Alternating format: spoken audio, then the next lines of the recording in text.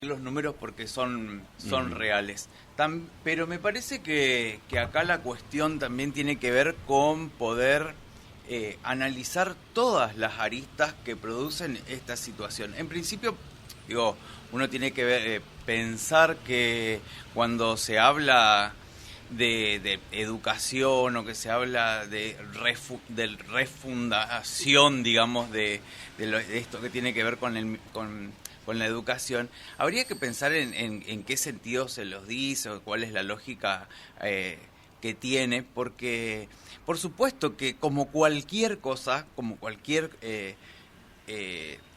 elemento o organismo que funciona dentro del Estado, siempre hay cuestiones que hay que revisar, siempre hay cuestiones que hay que mejorar, y para eso se está trabajando, para eso es que estamos constantemente desarrollando diferentes tipos de acciones.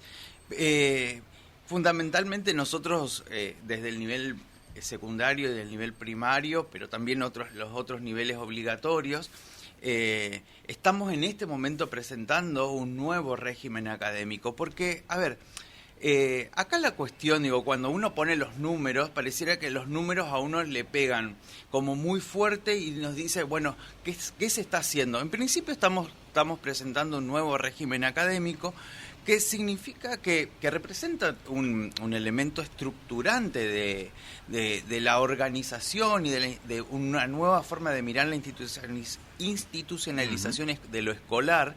¿Y por qué digo esto con respecto a la cuestión del número? Porque es cierto que la educación secundaria fundamentalmente tuvo muy pocos cambios desde de su implementación, no digo fundación a nivel mundial, digo desde su implementación en el nivel del país. Bueno, yo en eso, Héctor, vos sabés que yo lo escuchaba y se lo preguntaba justamente cada vez que tengo la posibilidad, surjo con este interrogante. Se la escuchaba a Guillermina Tiramonti, que es una catedrática de Flaxo. Ella dice, hay que refundar la educación tradicional argentina, aprovechar la pandemia para formatearla y empezar de cero. ¿Es posible, es viable eso, Nilda? Sí, es lo que estamos haciendo. Nosotros, yo respeto siempre las opiniones de gente, porque de educación opinamos todos. Pero en educación, en los niveles obligatorios, en la escuela primaria, le ponemos la garra los que estamos. Si hay algo que tenía en claro el gobernador cuando quiso definir su equipo, fue precisamente esto, de romper un poco. Hoy en día los docentes no pueden decir, están pensando cosas desde su escritorio, porque puso en la dirección de nivel secundario a un director de escuela, supervisor de escuelas de nivel secundario, o sea que Héctor se conoce todas las secundarias, conoce cómo se maneja. Yo fui, antes de estar en este lugar, fui directora de escuela, de una escuela muy vulnerable, que el señor Aguilar conoce y me prometió cosas que todavía no llevó, así que voy a aprovechar de paso para hacerle el mangazo. Bueno, ha visitado muchas escuelas, así que espero que algún día vuelva con lo que nos prometió. Y esto de la escuela primaria yo la conozco, yo he trabajado en todos los niveles menos en la universidad, y nosotros sabemos, cuando llegamos veníamos con un plan de transformación porque sabíamos que la educación estaba con muchos inconvenientes, y la pandemia no solamente nos puso este lapso de pensar la educación, sino que nos evidenció y profundizó muchas brechas que veíamos que existían. Entonces, por eso no hablamos no vamos a poner la palabra refundar, pero sí reestructurar cuestiones que veíamos que eran necesarias, y por eso es este nuevo régimen académico. Lo pensamos juntos, fue a las escuelas desde el mes de agosto, todas las escuelas tuvieron el texto, todos los supervisores participaron. Nosotros trabajamos en un drive abierto con los supervisores, donde los supervisores nos decían, esto me parece que sí, esto dicen mis directores que no. Una sola cosa no logramos consenso con el territorio, hablo por nivel primario, que era la calificación numérica en el tercer ciclo. Ahí generamos un debate muy interesante que lo definimos por elección de la totalidad de los docentes de la provincia. La totalidad de las escuelas de la provincia votaron y ellos definieron que ahora en sexto y séptimo grado se califique numéricamente. Así que estamos trabajando, no decimos que las cosas están bien porque nosotros mismos vemos que hay cuestiones que veíamos en nuestra escuela tal vez marchaban de una manera y en la provincia no. Hay cuestiones que vemos mucha vulneración de derechos, pero nosotros si hay algo que no creemos es que hay una escuela para niños pobres y para niños ricos. La escuela es una sola para todos y los estudiantes mismos hacen eso de ayudarse, de trabajar juntos, de acompañarse. Y los docentes tienen que ser los mismos para todos.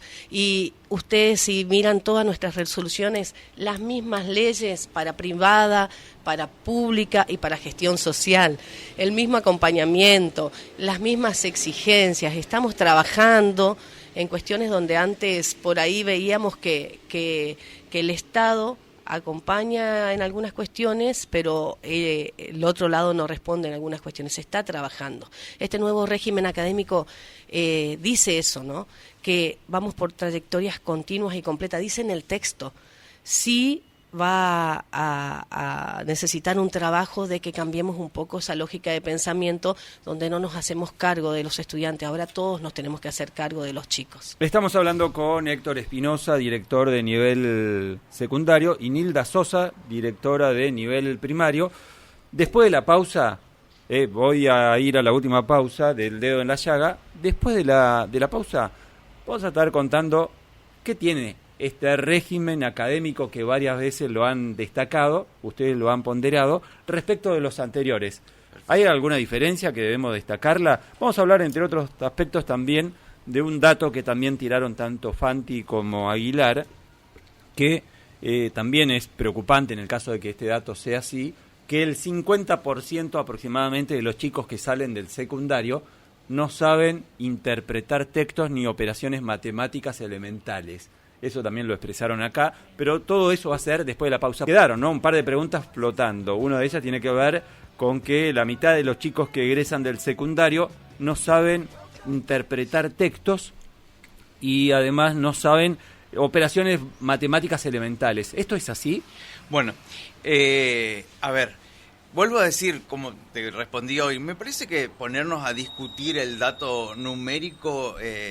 yo creo que el dato numérico lo que nos transporta o lo que nos trae a nosotros como funcionarios es la preocupación de decir, bueno, sobre esto tenemos que trabajar y sobre estas cuestiones es que hay que resolver lo antes posible, porque sabemos también que los tiempos escolares no dan un resultado inmediato, sino que muchas veces las cuestiones ni siquiera las ve uno, digamos, claro, en su tiempo de funcionario. Y en ese aspecto, Héctor, se debe hacer una mirada retrospectiva seguramente. ¿Y qué se hizo mal para que esto funcionara y tenga estos resultados? Se hicieron mal varias cosas. En principio, en lo que tiene que ver con, justamente como vos traes números del nivel secundario, estábamos trabajando con una escuela secundaria del siglo XIX con chicos que ahora ya ni siquiera son del 20, porque decíamos del 20, ahora ya son del siglo XXI, y entonces había una desconexión, había una serie de cosas, pero también, sin embargo, muchos autores que refieren a la cuestión del acercamiento de los jóvenes a la lectura, discuten esta cuestión de si no entienden. La pregunta sería que cuando alguien da ese dato, refiere a ¿qué es lo que no se entiende? ¿No entienden o no comprenden textos académicos o tienen dificultad para eso, pero sí entienden otras tipologías textuales? Ahí me parece que tenemos que avanzar un poco más, ahondar en esa evaluación para poder definir. Sin embargo, frente a esto, desde el Ministerio de Educación de la Nación y también de la provincia, por ejemplo, en el tema de lectura, desde hace muchísimos años se vienen distribuyendo hasta altura ya más de 6 millones de libros en las escuelas. Tenemos una resolución que es la 2169 del año pasado, que habla de los 15 minutos de lectura, de una lectura por placer, una lectura... Pero se da esto, se cumple esto. Sí. Les pregunto por qué hay muchas observaciones, muchas críticas inclusive en relación a que esto no se está dando y que cada vez se lee menos en cuestiones académicas. Y que incluso, por ejemplo, había... para citar una cuestión personal que me pasaba, había concursos de lectura, por ejemplo, en épocas, cuando yo estudiaba el primario, secundario, y me contaba Nilda que se está trabajando en el nivel primario justamente con el tema de lectura, ¿no? Sí, en realidad nosotros también no podemos hacer caso omiso que durante 4 años a nivel nacional se cortaron los fondos para esto, tanto para Conectar Igualdad como para los libros que recibíamos todos los años, las escuelas, sobre todo las de situaciones más vulnerables, ¿no? Yo sé que la provincia en el gobierno anterior tenía algunos poquitos en depósito y fue repartiendo lo que tenía, pero no es a nivel de ahora. Ahora bien, ¿qué estamos haciendo? ¿Sí? ¿Qué estamos haciendo para revertir esto que preocupan a todos? Estamos trabajando arduamente desde el año en que nos sentamos en el escritorio y ahora, por ejemplo, durante este mes de marzo, cada estudiante, cada alumno de la escuela primaria va a recibir un libro de matemática y de lengua, porque si bien hemos trabajado las propuestas interdisciplinarias, este año es el año de la intensificación de la enseñanza, es decir, acompañamos a los docentes para ver cómo se enseña lengua, cómo se enseña matemática. Cada chico de primer grado a tercer grado va a tener un manual integrado, cada uno de escuelas públicas, las escuelas de cuota cero, privadas de cuota cero también y de gestión social. Es decir, ese chico no se puede comprar el libro, que los papás no compren libro, por favor, porque esto ya le avisamos a los maestros el 14 de febrero, no compren libros porque van a recibir los libros gratis del ministerio. Sí, todavía no llegan porque el calendario escolar dice que los docentes ahora, en este momento, tienen que estar trabajando algo que se llama periodo de intensificación. Uh-huh. Sabemos que venimos de una pandemia donde tuvimos la heterogeneidad de chicos vinculados, no vinculados, y el año pasado a duras penas pudimos regularizar la asistencia de los estudiantes. Entonces este año tenemos un aula diversa, pero no es que vamos a trabajar lo mismo para todos. Primero tenemos que mirar qué aula tenemos. Y los docentes están haciendo esto. El ministerio le da hasta 8 semanas para que vean cómo están sus alumnos y tratar de, como equipo, eso es lo que dice el régimen académico, claro. Que vos me decías, ¿qué es lo que tanto? Bueno, el régimen académico te dice ahora, vos como equipo no vayas a mirar, a ver, qué está mal y listo. No, mirá qué está mal y hagamos un plan para acompañar las trayectorias de esos chicos que están en riesgo. No es que hay una mala lectura a veces que dicen, no, que pasen por pasar. No es pasar por pasar porque el régimen lo dice bien claro, que no es que van a pasar por el nivel primario, sino aprendizajes, trayectorias continuas y completas como nos enseñó Terigi, uh-huh. Con aprendizaje significativo, es decir, ¿qué va a hacer la escuela para que este chico aprenda? Y ponemos todo de nuestra parte. Y por otra parte, esto que vos decías de leer por leer, el 24 de febrero todos los docentes de nivel primario de toda la provincia estuvimos trabajando el canon literario en la primaria, porque también lo hemos visto nosotros. Yo vengo de escuela, entonces claro. Sé cuáles son los problemas de escuela, pero nosotros estamos trabajando con las soluciones que creemos que van a cambiar y que vamos a dejar todo para que la próxima persona que ocupe nuestro lugar continúe. Es decir, estuvieron trabajando el canon literario. ¿Qué significa esto? Una cosa es leer por leer, que los libros llegaron en septiembre, que es la normativa de los 15 minutos, que la semana que viene vamos a estar mandando. Ayer estuvimos reunidos con supervisores, con todo esto que vos claro. Me estás preguntando, ayer estuvimos con supervisores bajando las líneas pedagógicas nuevamente, porque ya lo hicimos cuando se presentaron a través de los dispositivos, de que se tiene que cumplir los 15 minutos, porque en la escuela llegaron unas 20 libros más o menos mínimo, que es para que los docentes compartan con las 180, porque lo hicimos en septiembre y no estaban los 190 claro. días de lectura, pero bueno, a los chicos siempre les gusta repetir alguna lectura. El docente tiene un libro donde tenés las 180 lecturas por día, es decir, no tengo que... Y son muy entretenidas porque claro. Mi hija de 8 años ya se leyó el libro 1, peleamos bastante por ese libro. Eso es una cosa. Leer por leer, que el chico lea por el disfrute. Entonces, que se queden tranquilos. Suena muy interesante esto, Nilda, pero ¿cómo se hace para competir con el bombardeo tecnológico que tiene por ahí el celular y tiene las distintas herramientas tecnológicas? Sí, es competencia, te digo, porque Yo tengo una nena de 7 que Ajá. juega los jueguitos, juega Clash Royale, mira animatrónico, 8 cumplió hace 2 días, tengo un nene de 9 y tengo un adolescente.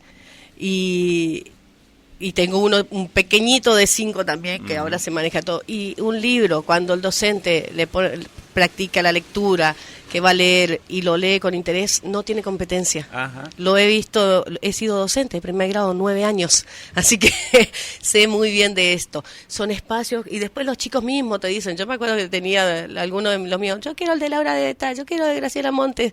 Los chicos, para eso es el leer por leer. Les leo para que disfruten, le cuento quién es el autor y listo, lo disfrutamos. Otra cosa son los textos literarios que trabajamos en la escuela, y eso estamos trabajando mucho en primaria, que no se trabaje el mismo texto en primero, en segundo, en tercero y en cuarto. Para eso es el canon literario. Es decir, por ejemplo, nos pasaba después de un medio año de andar recorriendo escuelas que veíamos que, por ejemplo, en tercer grado trabajaban Quiroga, Las medias de los flamencos, cuarto grado el mismo cuento, quinto grado. Bueno, ahora el 24 de febrero todas las escuelas del Chaco hicieron su canon. Es decir, por ejemplo, te doy un ejemplo porque yo vengo de Barranqueras, y en Barranqueras sé que las docentes trabajan así porque ya lo hemos hecho hace años. En primer grado se trabaja Cuentos con Lobo, entonces trabajan Caperucita Roja, Los 7 Cabritos, Los 3 Chanchitos. En segundo grado trabajan Cuentos Maravillosos, en tercer grado Ogros de Dragones, y nuestros egresados saben leer muy bien.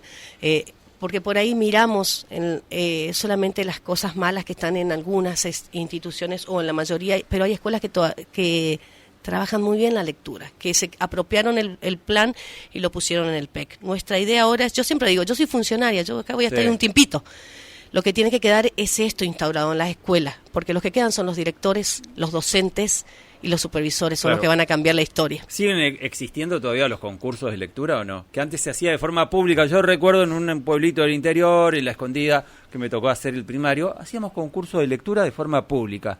Una competencia, si se quiere, una participación de un curso, con otros grados. Ahora lo que hay son las jornadas de lecturas en comunidad, se llama. Ya están en el calendario.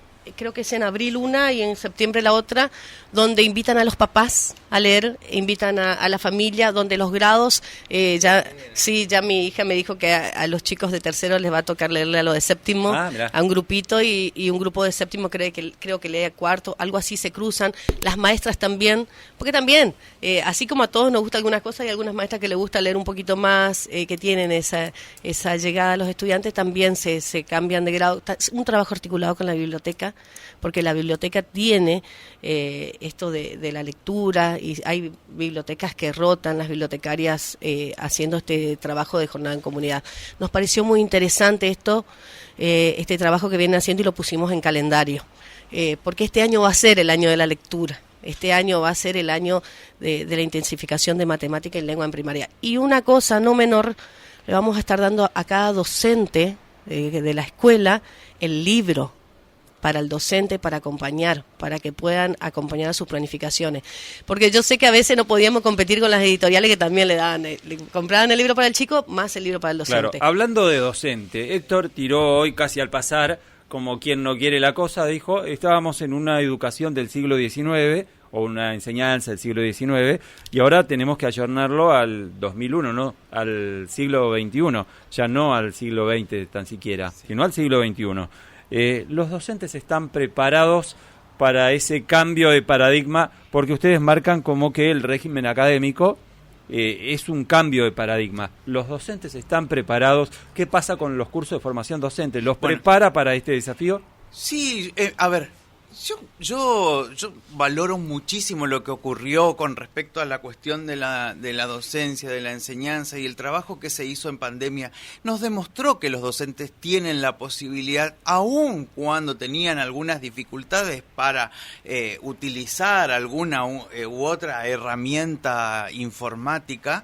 Sin embargo, se pudo trabajar en pandemia, los docentes innovaron, presentaron videos, utilizaron aplicaciones, las buscaron, entraron a herramientas más libres, tipo herramientas que brinda el Google, como para trabajar más comunitariamente con los docentes. Entonces, yo creo que me parece que en realidad, si bien es cierto que la pandemia nos expresó el lado más crudo de las desigualdades, de las diferencias, también nos mostró la potencia de lo que la docencia, cuando se dispone a hacer algo que tuvo que ver con sostener las clases, lo puede hacer. Ahora, en ese marco, vos me preguntás sobre la formación docente permanente y en servicio que se brinda del Ministerio de Educación. Esa formación no viene a suplir demandas o cuestiones o deficiencias que pueda llegar a tener en la que se puede entrar en discusión con respecto a la formación inicial de los docentes. Lo que se espera con esta formación es que los docentes que están en servicio puedan reflexionar, puedan incluso recuperar todo esto que pasó en pandemia y decir, ¿cuál es la potencia de todo lo que se hizo?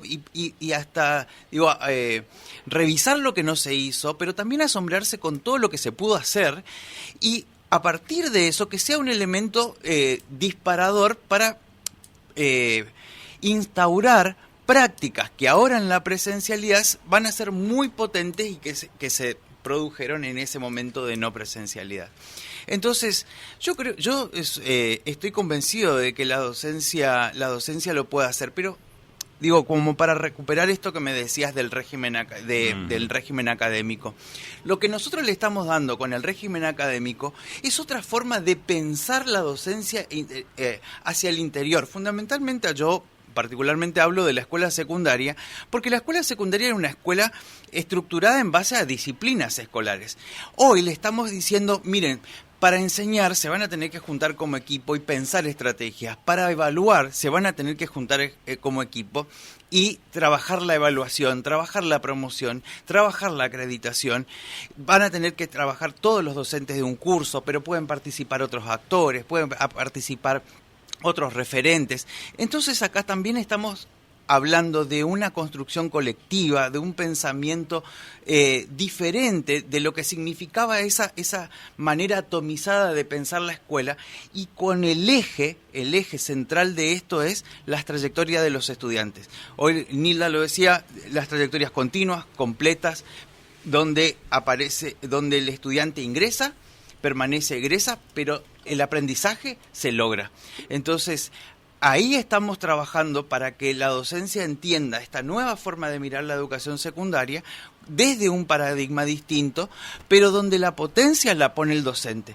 La decisión de promocionar, de aprobar un estudiante tiene que ver con todo el trabajo pedagógico que se hizo desde la mirada de la enseñanza y cuando los aprendizajes efectivamente se dan en los estudiantes. Lo último, Juanjo, y agradeciéndole tanto a Nilda Sosa, directora de nivel primario, como también a Héctor Espinosa, director de nivel secundario, la presencia, la visita, gracias por la deferencia de venir.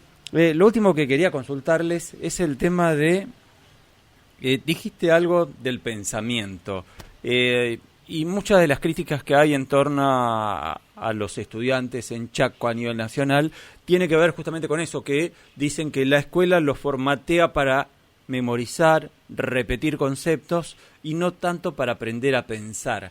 ¿Es así?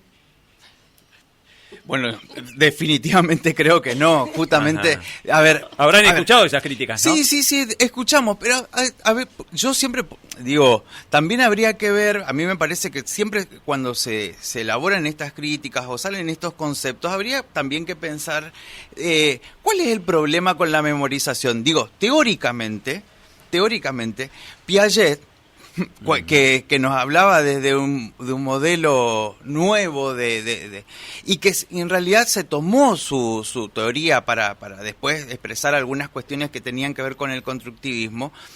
Él decía, lo que no está en la memoria, no está. O sea, no nos estructuró, no nos cambió, no nos modificó, digo, como para no hablar en términos técnicos. Entonces, si no está en la memoria, no está aprendido, decía Piaget. Entonces, ahora discutir lo que está o no está en la memoria me parece que no es el elemento central. A mí me parece que lo que nosotros tenemos que pensar es qué nosotros estamos trabajando desde la didáctica, desde la pedagogía, para que aquello que enseñamos tenga la potencia de generar esa desestructuración en nuestro alumno, quede en la memoria, pero a partir de que quede en la memoria, lo pueda utilizar para abordar su vida cotidiana, transformarlo, manejarlo de otra manera y convertirse en un sujeto ciudadano exitoso. Digo, el éxito no estoy hablando en el sentido económico, digo ciudadano social, ciudadano capaz de convivir con el otro, capaz de pensar, de reflexionar, de tener empatía. Me parece que si todas esas cuestiones se dan en la escuela, no estaríamos discutiendo si el aprendizaje es o no es memoria. Lo que nosotros tendríamos que discutir es, por ejemplo, cómo trabajamos para lograr que esos aprendizajes resulten en estudiantes mucho más potentes como ciudadanos, no como futuros, como ciudadanos y como hombres del mundo, digamos, que vienen hacia ese futuro que esperamos y para lo cual los estamos formando. Nilda, ¿alguna reflexión final? Sí, no, un poco pensando, lo nombra Piaget, y bueno, yo me posiciono en algo que estudiamos en la formación y que se estudia hoy en día y que está en nuestro diseño curricular, que son los aprendizajes significativos, ¿no? Ausubel nos decía tomar el aprendizaje que tiene el niño para relacionarlos con los nuevos aprendizajes, hace un aprendizaje significativo. Y esto es lo que hablaba Héctor del trabajo en conjunto, y voy a poner un ejemplo de secundario, porque los docentes lo están haciendo. Muchos docentes están trabajando así. Yo le comentaba a él, mi hijo en el secundario el año pasado, el profesor de informática, cuando le enseñaba PowerPoint, decía, bueno, traigan lo que están dando en geografía. Y trabajaban sobre esos conceptos y armaban los videos. Eso es el nuevo régimen académico, algo significativo para el estudiante, un trabajo secuenciado, organizado, toda una escuela enseñándole. Entonces el chico estaba en la hora de informática reforzando los aprendizajes de geografía, que no significa que se pierda la disciplina, significa que todos en conjunto tratamos de darle al estudiante esto, que a los antiguos aprendizajes, estos aprendizajes nuevos sean significativos, que le sirvan. Entonces yo creo mucho en la docencia, yo creo muchísimo, yo sé que tal vez no estamos pasando el mejor de los momentos, pero creo que esto ya viene desde hace años. Creo que también no escucho los discursos de aquellos que quieren ocupar cargos ministeriales, sino escuchamos a los docentes. Estuvimos estos 2 años recorriendo, hablando. Muchos de los docentes de la provincia tienen mi teléfono y me mandan sugerencias. Cuando hicimos plataforma ELE, muchos de los docentes nos ayudaron a mejorarla, porque saben que cuando se hace una crítica constructiva, donde todos crecemos, el teléfono está abierto. Las propuestas interdisciplinarias vinieron de una directora de los Frentones, que nos dijo, miren, nosotros trabajamos así, parece mejor para los estudiantes, nos pusimos a estudiar. Muchos de los docentes nos daban las pautas como para que esto de que ELE descargue los videos en ELE y no lo linkee a YouTube, fue de una docente que de 5º grado que nos dijo, miren, si hacemos así nos gasta datos. Vamos creciendo porque vamos escuchando al territorio. La calificación numérica, los docentes votaron a través de un formulario Google que llegó a las escuelas. Entonces, juntos vamos a construir una mejor historia para la educación, pero lo estamos haciendo, se está trabajando muchísimo, yo he visto muchos cambios en estos 2 años, porque los docentes creo que son los primeros que se preocupan para que esto mejore. Y bueno, ahora cuentan con un ministerio que los va a acompañar con estos recursos, ya empezando por primaria, porque también tenemos que ser conscientes, como dice nuestro ministro siempre, de que teníamos planes y que nos pasó la pandemia, que redireccionamos mucho fondo para lo que sea salud, que era necesario. Ahora llegan los libros para los chicos, llegan las netbooks de 1º a 3er año, las netbooks para los estudiantes, que tanto se criticó en gobiernos anteriores diciendo, ¿para qué una netbook para cada chico? Si hubiésemos tenido durante esos 4 años la continuidad de eso, la pandemia nos iba a mirar de otra manera, iban a ser 4 millones de netbooks más y chicos conectados que el año pasado, en el 2020 los celulares de los papás explotaban porque el chico no tenía la computadora. Entonces a veces criticamos mucho cuestiones por 1 o 2 cosas y bueno, ahora estamos para construir juntos una nueva escuela, una mejor escuela. Tasa de servicios 2000.